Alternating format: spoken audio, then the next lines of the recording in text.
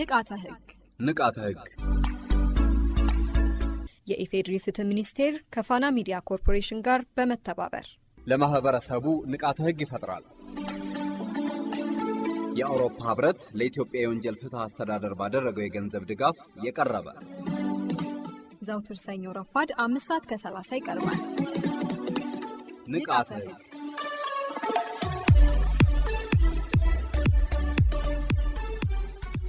በዚህ ፕሮግራም የሚተላለፉ መልእክቶች የአውሮፓ ህብረትን አቋም ያንጸባርቃሉ ማለት አይደለም። ሰላም ጤና ይስጥልን የተወደዳችሁ አድማጮቻችን፣ ሳምንታዊው የንቃተ ህግ ዝግጅታችን ሰዓቱን ጠብቆ መደመጡን ጀምሯል። በዝግጅታችን መረጃ እናቀርብላችኋለን፣ የሙዚቃ ግብዣም ይኖረናል። እንዲሁም ወንጀልን በመከላከል ረገድ የህብረተሰቡ ሚና ምን መሆን እንዳለበት መረጃ የሚሰጡን የህግ ባለሙያ ጋብዘናል። እስከ ዝግጅታችን ፍጻሜ ድረስ አብራችሁን ትቆዩ ዘንድ የአክብሮት ግብዣችን ነው። አሁን በቀጥታ የምናልፈው ብሩክ ድንቁ ወደሚያቀርብልን መረጃ ይሆናል። አብራችሁን ቆዩ።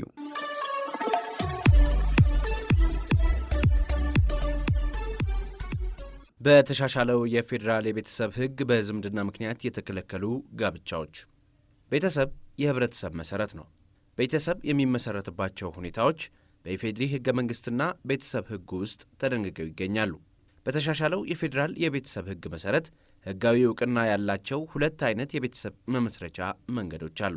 እነርሱም ጋብቻና ጋብቻ ሳይፈጽሙ እንደ ባልና ሚስት አብረው መኖር ናቸው። ጋብቻ ለመፈጸም መሟላት ያለባቸው መስፈርቶች በቤተሰብ ህጉ ተደንግገዋል። ይኸውም ጋብቻ ለመፈጸም የተጋቢዎች በህግ የተቀመጠ ዝቅተኛ ዕድሜ፣ የተጋቢዎች ፈቃድ፣ የተጋቢዎች የዝምድና ደረጃ መሟላት ካለባቸው መስፈርቶች ተጠቃሽ ናቸው። በቤተሰብ ህጉ እንደተደነገገው ጋብቻ ለመፈጸም መሟላት ካለባቸው መስፈርቶች መካከል አንዱ በሆነው የዝምድና ደረጃ ምክንያት ዘመድ በመሆናቸው እንዳይጋቡ ህጉ የከለከላቸው ሰዎች አሉ። በዚህ አጭር ጽሑፍ የዝምድና ምንነት፣ የጋብቻ ክልከላ የሚያስከትሉ የዝምድና አይነቶችና በዝምድና ምክንያት የተከለከለ ጋብቻ መፈጸም የሚያስከትለውን ውጤት እንዳስሳለን። የዝምድና ምንነት በቤተሰብ ህጉ አንቀጽ 8ና 9 ስር እንደተደነገገው ሁለት የዝምድና አይነቶች አሉ። እነርሱም የስጋና የጋብቻ ዝምድና ናቸው። የስጋ ዝምድና ቀጥታ የስጋ ዘመዶች በወላጅና በተወላጅ አባትና ልጅ፣ እናትና ልጅ፣ አያትና የልጅ ልጅና ወደ ጎን በሚቆጠሩ የስጋ ዝምድና አንድ ወንድ ከእህቱ ወይንም ከአክስቱ እንዲሁም አንዲት ሴት ከወንድሟ ወይም ከአጎቷ ጋር ዝምድና አላቸው። የጋብቻ ዝምድና ቀጥታ የጋብቻ ዘመዳሞች ባል ከሚስቱ፣ ባል ከሚስቱ እናትና ሚስት ከባል አባት። ወደ ጎን በሚቆጠር የጋብቻ ዝምድና ባል ከሚስቱ እህት ወይንም ሚስት ከባሏ ወንድም ጋር ዘመድ እንደሆኑ ከቤተሰብ ህጉ ድንጋጌዎች መረዳት ይቻላል። ጋብቻን የሚከለክሉ የዝምድና አይነቶች የቤተሰብ ህጉ አንድ ወንድና አንዲት ሴት በዝምድና ምክንያት ጋብቻ መፈጸም የማይፈቀድላቸውን ዘመዳሞች ዝርዝር አስቀምጧል። እነርሱም በሥጋ ዝምድና በቤተሰብ ህግ አንቀጽ 8 መሠረት ቀጥታ የሥጋ ዘመዳሞች በወላጅና በተወላጆች አባትና ልጅ፣ እናትና ልጅ፣ አያትና የልጅ ልጅ። ወደ ጎን በሚቆጠሩ የሥጋ ዝምድና አንድ ወንድ ከእህቱ ወይም ካክስቱ እንዲሁም አንዲት ሴት ከወንድሟ ወይም ካጎቷ ጋር ጋብቻ መፈጸም የተከለከለ ነው። በጋብቻ ዝምድና በቤተሰብ ህጉ አንቀጽ 9 መሠረት ቀጥታ የጋብቻ ዘመዳሞች ባል ከሚስቱ እናት፣ ሚስት ከባል አባት። ወደ ጎን በሚቆጠር የጋብቻ ዝምድና ባል ከሚስቱ እህት ወይም ሚስት ከባሏ ወንድም ጋር ጋብቻ መፈጸም ክልክል ነው። እዚህ ላይ መታወቅ ያለበት ይህ ክልከላ ጋብቻ ሳይፈጸም እንደ ባልና ሚስት አብሮ በመኖር ላይም ተፈጻሚ መሆኑን ነው። በአንቀጽ 98 መሠረት ጋብቻ ሳይፈጸም እንደ ባልና ሚስት መኖር አንድ ወንድና አንዲት ሴት በሕግ በሚጸና ጋብቻ ሳይፈጽሙ በትዳር መልክ አብሮ መኖር ነው። ጋብቻ ሳይፈጽሙ እንደ ባልና ሚስት መኖር በወንዱና በሴቲቱ የሥጋ ዘመዶች መካከል እንዲሁም በሴቲቱና በወንድየው የሥጋ ዘመዶች መካከል የጋብቻ ዝምድና አይፈጥርም። ሆኖም ልክ የጋብቻ ዝምድና ባለ ጊዜ የተቀመጡ የጋብቻ ክልከላዎች ተፈጻሚ ናቸው። ይህ ማለት ልክ እንደ ጋብቻ ሁሉ ጋብቻ ሳይፈጽሙ እንደ ባልና ሚስት የሚኖሩ እንኳን ቢሆን ከላይ የተጠቀሰው የጋብቻ ዝምድና ክልከላ ተፈጻሚ ይሆናል። በዝምድና ምክንያት ጋብቻ እንዳይፈጸም ስለመቃወም በሕጉ ክልከላ የተደረገባቸው ዘመዳሞች መካከል ጋብቻ ሊፈጸም ከሆነ በዝምድና ምክንያት ጋብቻ እንዳይፈጸም ስለመቃወም በሕጉ ክልከላ የተደረገባቸው ዘመዳሞች መካከል ጋብቻ ሊፈጸም ከሆነ የተጋቢዎቹ ወደ ላይ የሚቆጠሩ ወላጆች 18 ዓመት የሞላቸው ወንድሞች ወይም እህቶች ወይም አቃቤ ሕግ ጋብቻው እንዳይፈጸም መቃወም ይችላሉ። ይህ መቃወሚያ በጽሑፍ ሆኖ እጅግ ቢዘገይ ጋብቻው ከሚፈጸምበት 15 ቀናት በፊት ለጋብቻ አስፈጻሚው ባለሥልጣን መቅረብ አለበት። ጋብቻ የሚያስፈጽመው ባለሥልጣንም የተጋቢዎቹን አስተያየት ከተቀበለ በኋላ በ5 ቀናት ውስጥ ውሳኔ መስጠት ይጠበቅበታል።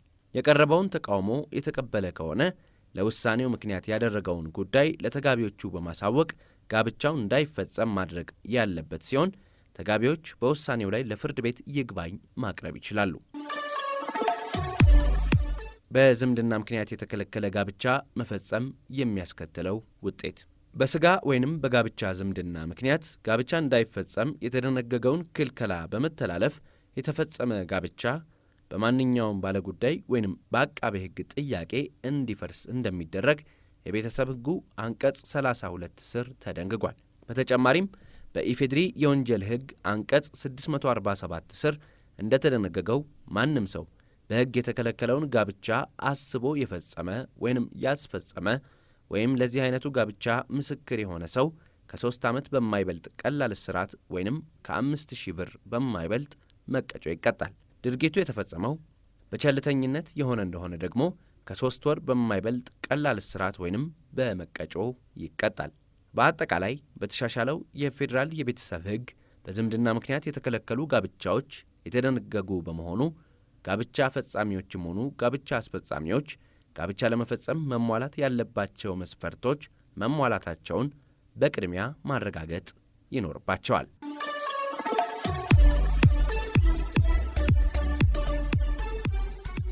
ከፋና ሚዲያ ኮርፖሬሽን ንቃተ ሕግ ነው እየተደመጠ የሚገኘው። አብራችሁን ስላላችሁ እናመሰግናለን አድማጮቻችን። ወደ ዋናው ጉዳያችን ተሻግረናል።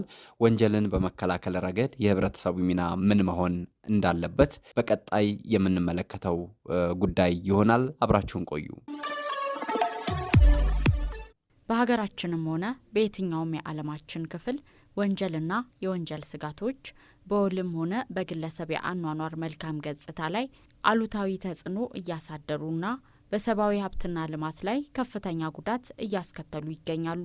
እነዚህ ማህበራዊ ጠንቆችና ሳንካዎች ዲሞክራሲያዊና መልካም አስተዳደር የተረጋገጠበት የበለጸገች ሀገር ለመገንባት የሚደረጉ ጥረቶች ስኬታማ እንዳይሆኑ በማድረግ ረገድ የራሳቸውን አሉታዊ ተጽዕኖ እንደሚያሳድሩም ይታወቃል። ስለሆነም መልካም አስተዳደር፣ ዲሞክራሲ፣ ዘላቂ ሰላምና ልማት የሰፈነባት ሀገር ለመገንባት ከሚደረጉ ዋና ዋና እንቅስቃሴዎች መካከል አንዱ የወንጀል መከላከል ስርዓት መዘርጋት ነው። በ2003 ዓ.ም የኢፌድሪ የወንጀል ፍትህ ፖሊሲና በ2012 ደግሞ አገር አቀፍ የተቀናጀ የወንጀል መከላከል ስትራቴጂ በማውጣት በትግበራ ላይ ትገኛለች። የፍትህ ተቋማት በተለይ ፖሊስና አቃቤ ሕግ በህብረተሰብ ውስጥ የሚፈጸሙ የወንጀል ድርጊቶችን የመከላከል ስራ ያከናውናሉ። ሆኖም ወንጀልን ለመከላከል ወይም ወንጀለኞችን ለህግ ለማቅረብ ትልቁን ሚና የሚጫወተው ህብረተሰቡ ስለሆነ ማሳተፍ ተገቢ ነው። ተክለል ምሰወርቅ አባባው እባላለሁ። በኢፌዴሪ ፍትህ ሚኒስቴር የንቃተ ህግ ትምህርትና ስልጠና ዳይሬክተሬት ረዳት ጠቅላይ አቃቤ ሕግ ሆኜ እየሰራሁ እገኛለሁ። ወንጀል ማለት አንድን አታድርግ የተባለ ድርጊት ማድረግ ኮሚሽን፣ ወይም አድርግ የተባለን ድርጊት አለማድረግ ኦሚሽን በመባል ይታወቃል። ስለሆነም ህገወጥነትና አስቀጭነቱ በህግ የተደነገገው ድርጊት መፈጸም ወንጀል ይባላል። ድርጊት የሚለውን ቃል መረዳት ስለሚያስፈልግ ድርጊት ማለት በህግ የተከለከለውን ማድረግ ወይም በህግ የታዘዘውን አለማድረግ ነው በማለት የኢፌዴሪ ወንጀል ህግ አንቀጽ 23 1 ላይ ተደንግጎ እናገኘዋለን። አንድ ወንጀል ተፈጸመ የሚባለው ምን ሲሆን እንደሆነም ማብራሪያ ሰጥተውበታል። በኢፌዴሪ የወንጀል ህግ አንቀጽ 23 ንዑስ ቁጥር 2 ላይ እንዲህ በማለት ተደንግጎ እናገኘዋለን። አንድ ወንጀል ተደረገ የሚባለው ወንጀሉን የሚያቋቁሙ ህጋዊ፣ ግዙፋዊ እና ሞራላዊ ፍሬ ነገሮች በአንድነት ተሟልተው ሲገኙ ብቻ ነው የሚል ሲሆን ህጋዊ ማለት በህግ ይሄ ወንጀል ነው ተብሎ መደንገግ አለበት እስከነቅጣቱ ድረስ ማለት ነው። ግዙፋዊ ማለት ድርጊቱ መሞከር ወይም መፈጸም አለበት ማለት ነው። ሞራላዊ የሚለው ደግሞ አስቦ የተደረገ መሆን አለበት ሐሳቡን ነው። እነዚህ በአንድነት ተሟልተው ሲገኙ ወንጀል ተፈጽሟል ማለት እንችላለን ማለት ነው። እንደሚታወቀው ማንም ሰው አስቦ ወይም በቸልተኝነት የወንጀል ተግባር ሊፈጽም እንደሚችል በኢፌዴሪ የወንጀል ሕግ አንቀጽ 58ም ተደንግጎ የምናገኘው ነው። ወንጀል መከላከል ማለት አንድ ሊፈጸም የታሰበን የወንጀል ድርጊት ከመፈጸሙ በፊት እንዳይፈጸም የወንጀል ምቹ አጋጣሚዎችን ሁሉ በማስወገድ የሚወሰድ ቀጥተኛ የሆነ የወንጀል መከላከል እርምጃ ነው። በተለያዩ ሰነዶች ላይ ወንጀል መከላከል የተለያየ ትርጉም ተሰጥቶት የሚገኝ ቢሆንም በአብዛኛው ስምምነት የተደረሰበት አተረጓጎም የወንጀል ድርጊት የመፈጸሙን ዕድልና የወንጀል ስጋትን ጨምሮ በግለሰቦች ወይም በማህበረሰቡ ላይ ሊደርስ የሚችለውን አደጋ ዘርፈ ብዙ የወንጀል ምክንያቶች ላይ ያተኮሩ ተግባራትን በማከናወን መቀነስ የሚያጠቃልል ነው በማለት ሰፍሮ እናገኘዋለን። ይኸውም አገር አቀፍ የተቀናጀ ወንጀል መከላከል ስትራቴጂ በ2012 ዓ.ም የወጣውን ገጽ 2 ላይ ይመለከተዋል ማለት ነው። ወንጀል ከተፈጸመ በኋላ በተጠርጣሪው ላይ የሚወሰዱ የክልከላና የእርምት እርምጃዎች ደግሞ ቀጥተኛ ያልሆኑ የእርምት እርምጃዎች ናቸው። በዚህም የወንጀል መከላከል ተግባር ቅድሚያ ሊሰጠው የሚገባው የፖሊስና የአቃቤ ሕግ ተግባር ነው ማለት ነው። ፕሪቬንሽን ኢዝ ቤተር ዛን ኪውር የሚለው የእንግሊዝኛ አገላለጽም ይህን ሀሳብ የበለጠ ያጠናክረዋል። ወንጀልን በብቃት መከላከልና የወንጀል መንስኤዎችን በመለየት መስራት የሚችል ሙያዊ ብቃትም ሊኖር ይገባል ማለት ነው። ወንጀልን ከመከላከል ረገድ የህብረተሰቡ ተሳትፎ ማለት በፍትህ ስርዓት ውስጥ በቀጥተኛም ሆነ በተዘዋዋሪ የሚመለከታቸውና ያገባናል የሚሉ የህብረተሰብ አካላት በስርዓቱ በተለያዩ ሂደቶችና ደረጃዎች ከመረጃ መስጠትና መቀበል እስከ ውሳኔና አፈጻጸም ሂደት ንቁ ተሳትፎ የሚያደርጉበት ሁኔታ ነው። ህብረተሰቡ ለፍትህ እርዳታ የመስጠት ግዴታ አለበት።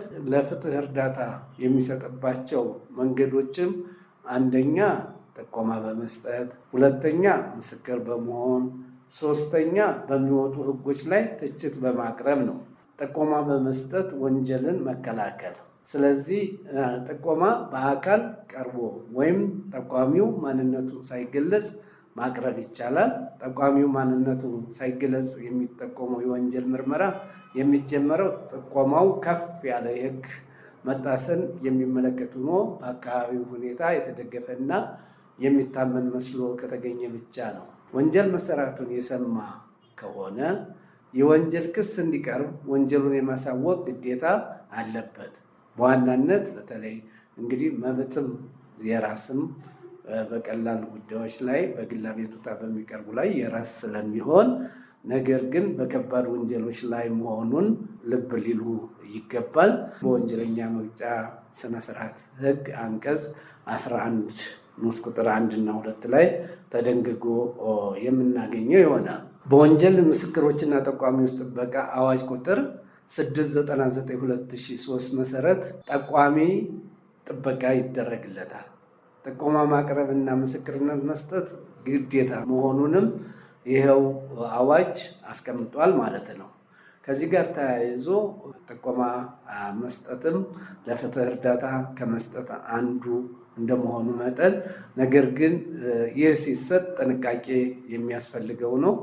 ጥንቃቄው ደግሞ ሐሰተኛ ጥቆማ እንዳይሰጥና ወይም አለመጠቆም እንዳይደረግ ነው። ስለሆነም ሐሰተኛ ጥቆማ መስጠትና አለመጠቆም የሚያስከትለው የወንጀል ተጠያቂነት የወንጀል ሕግ አንቀጽ 443 መሰረት በኢፌዴሪ የወንጀል ሕግ ማለት ነው የተፈጸመ ወንጀልን አለማሳወቅ ከብር 1000 በማይበልጥ መቀጮ ወይም ከ6 ወር በማይበልጥ ቀላል እስራት እንደሚቀጣ ይደነግጋል።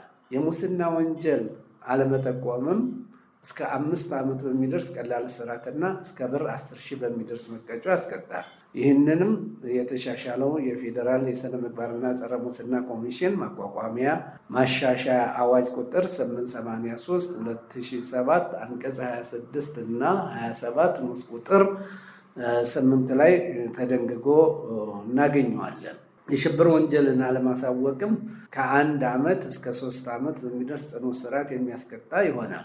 እንደ ሁኔታው ቅጣቱ እስከ 7 ዓመት የሚደርስ ጽኑ እስራት ሊያደርስ ይችላል። ይህም የሽብር ወንጀልን ለመከላከልና ለመቆጣጠር በወጣው አዋጅ ቁጥር 1176/2012 አንቀጽ 15 ላይ ተደንግጎ ይገኛል። ሌላው እዚህ ላይ መታየት ያለበት ጉዳይ በሰው መነገድ፣ ሰውን በህገ ወጥ መንገድ ድንበር ማሻገር እና በህገ ወጥ መንገድ ሰውን ለስራ ወደ ውጭ የመላክ ወንጀልን አለማሳወቅ ከ3 ወር በማያንስ ቀላል እስራት የሚያስቀጣ ሲሆን ድርጊቱ ከባድ ከሆነ ደግሞ ቅጣቱ ከ1 ዓመት እስከ 5 ዓመት በሚደርስ ጽኑ እስራት ያስቀጣል። ይህንንም በሰው የመነገድና ሰውን በህገወጥ መንገድ ድንበር የማሻገር ወንጀል ለመከላከልና ለመቆጣጠር በወጣው አዋጅ ቁጥር 1178/2012 አንቀጽ 13 ላይ ተደንግጎ ይገኛል። እንግዲህ እነዚህን ለማሳያ ያክል አልን እንጂ ሌሎች ወንጀሎችን አለማሳወቅም የወንጀል ተጠያቂነትን ሊያስከትል እንደሚችል ልብ ልንል ይገባል። ምስክርነት መስጠት አንዱ የወንጀል መከላከል መንገድ ሲሆን ምስክርነት አንድ ተጠርጣሪ ወንጀል ፈጽሞ ወይም ሞክሮ ሲገኝ ይህንኑ ድርጊት በሕግ ስልጣን ባለው አካል ፊት በፖሊስ ጣቢያና በፍርድ ቤት ቀርቦ ማረጋገጥ ማለት ነው። በፖሊስ ጣቢያ የሚሰጠው ምስክርነት የምስክሩን ማንነት፣ አድራሻ፣ እድሜ እንዲሁም ምስክርነትን ለመስጠት ፈቃደኛ መሆኑን በቅድሚያ ከተረጋገጠ በኋላ የሚሰጥ ነው። እንግዲህ ምስክርነት በፖሊስ ጣቢያ ብቻ ሳይሆን በተለይ በችሎት በፍርድ ቤት ይሰጣል። በችሎት የሚሰጥ ምስክርነት በቅድሚያ በቃለ መሐላ ይረጋገጣል። ከዛም ችሎቱ የምስክሩን ማንነት፣ አድራሻ፣ እድሜ፣ ምስክሩ ዝምድና ወይም ጸብ ከተጠርጣሪው ጋር ያለው ስለመሆኑ፣ የስራው፣ የትምህርት ደረጃው በዝርዝር ይጠየቃል። ይህ ሁኔታ የሚጠየቀው በቂም በበቀል ተነሳስቶ እንዳይመሰክርና ሊመሰክር የሚችለው ከሙያው አንጻር መሆኑን ለማረጋገጥ ነው። ፍርድ ቤቱም ይህንን ካረጋገጠ ወይም ችሎቱ ይህን ካረጋገጠ በኋላ በአቃቢ ሕግ ወይም በተከሳሹ በኩል ዋና ጥያቄ፣ መስቀለኛ ጥያቄ፣ ድጋሜ ጥያቄ እንዲቀርብ ያደርጋል። እንዲሁም ፍርድ ቤቱ አስፈላጊ ነው ብሎ ባመነ ጊዜ ማጣሪያ ጥያቄዎችን ይጠይቃል። ይህ ከሆነ በኋላ ምስክሮቹ በችሎቱ በሚሰጡት እውነተኛ ተአማኒነት ያለው ምስክርነት ተከሳሾች እንዲቀጡ ይደረጋል። ፍርድ ቤት በአግባቡ መርምሮ የሚጥለው ቅጣት ሌላው አስተማሪ የሆነው ነው። ወንጀልን ተጠርጣሪውም ሌላ ወንጀል እንዳይፈጽም ማለት ጥፋተኛ የተባለውም ሌላ ወንጀል እንዳይፈጽም ህብረተሰቡ ከእንደዚህ አይነት ወንጀል እንዲጠበቅ በማድረግ አስተማሪ ይሆናል ማለት ነው። ስለሆነም አንድ ምስክር ያየውን፣ የሰማውን፣ የተረዳውን ነገር ቀርቦ በፖሊስ ጣቢያም ይሁን በፍርድ ቤት ሲሰጥ አንደኛ ወንጀል ዳግም እንዳይከሰት ቅድሚያ መከላከል ሲሆን፣ ሁለተኛው ደግሞ ተከሳሽን በመቅጣት ራሱም ሆነ ሌላው ህብረተሰብ ከቅጣቱ እንዲማር ማድረግ ነው። እንግዲህ ይህ ምስክርነት ሲሰጥ አግባብ ያለው እውነተኛ የሆነ ምስክርነት፣ ተአማኒነት ያለው ምስክርነት፣ እውነተኛ የሆነ ቅቡልነት ያለው ምስክርነት መሰጠት አለበት። ምስክርነት አለመስጠት ወይንም ምስክር አለመሆን የሚያስከትለው የወንጀል ተጠያቂነት አለ።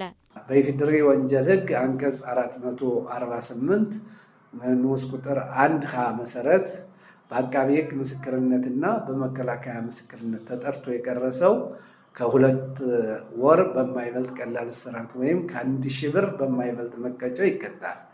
በወንጀል ሕግ እንዲሁም በወንጀል ሕግ አንቀጽ 453 መሰረት ሐሰተኛ ምስክርነት ወይም የልዩ አዋቂነት አስተያየት የሰጠ ወይም እውነቱን የደበቀ እንደሆነ እንዲሁ በቀላል እስራት ወይም ነገሩ ከባድ በሆነ ጊዜ ከ5 ዓመት በማይበልጥ እስራት ይቀጣል።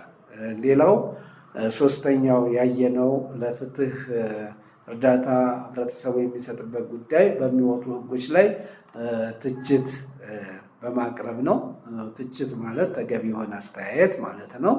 ህብረተሰቡ በህዝብ አስተዳደር ቀጥተኛ ተሳትፎ በማድረግ በመረጧቸው ወኪሎቻቸው በሚወጡ ህጎች ላይ ተሳትፎ በማድረግና ጠንካራ ህግ እንዲወጣ ትችት በማቅረብ ወንጀልን መከላከል ይቻላል። እንግዲህ ከዚህ በላይ ያየናቸው ስለ ምንነቱና ስለ ህብረተሰቡ በምን አይነት ሁኔታ የፍትህ እርዳታን ማድረግ እንዳለበትና የፍትህ እርዳታ ሲያደርግ ደግሞ ምን ማድረግ እንዳለበት ተመልክተናል። በአጠቃላይ የፍትህ አካላት የወንጀል ህጉን ዓላማ በማሳካት የህብረተሰቡን ሰላምና ደህንነት የማስጠበቅ ግዴታቸውን መወጣት የሚጠበቅባቸው ሲሆን ህብረተሰቡም ወንጀልን በመከላከል ረገድ የራሱ የሆነ ጉልህ ሚና ያለው መሆኑ ሊታወቅ ይገባል። በተጨማሪም ወንጀልን በጋራ በመከላከል ሰላምና ደህንነቱ የተረጋገጠ ህብረተሰብና ያደገችና የበለጸገች ሀገር እንድትኖር የማስቻል ድርሻን መወጣት ይጠበቃል። ይህም ቀልጣፋና ውጤታማ ፍትህ ለመስጠት ያስችላል። ለዛሬ ያሰናዳነው የንቃተ ህግ ዝግጅታችን ያደመጣችሁትን ይመስል ነበር። ፕሮግራሙን አዘጋጅታ ያቀረበችላችሁ ትህትና ካሳሁን ስትሆን ፕሮግራሙን በመምራት በኩል ደግሞ ቢኒያም አስናቀ አብረናችሁ ቆይታን አድርገናል። በተከታዩ ሙዚቃ ተሰናበትናችሁ። መልካም ሳምንት ይሁንላችሁ።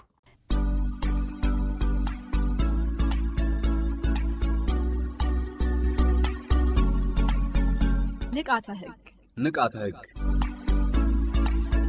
የኢፌዴሪ ፍትህ ሚኒስቴር ከፋና ሚዲያ ኮርፖሬሽን ጋር በመተባበር ለማህበረሰቡ ንቃተ ህግ ይፈጥራል። የአውሮፓ ህብረት ለኢትዮጵያ የወንጀል ፍትህ አስተዳደር ባደረገው የገንዘብ ድጋፍ የቀረበ ዘውትር ሰኞ ረፋድ 5:30 ይቀርባል። ንቃተ ህግ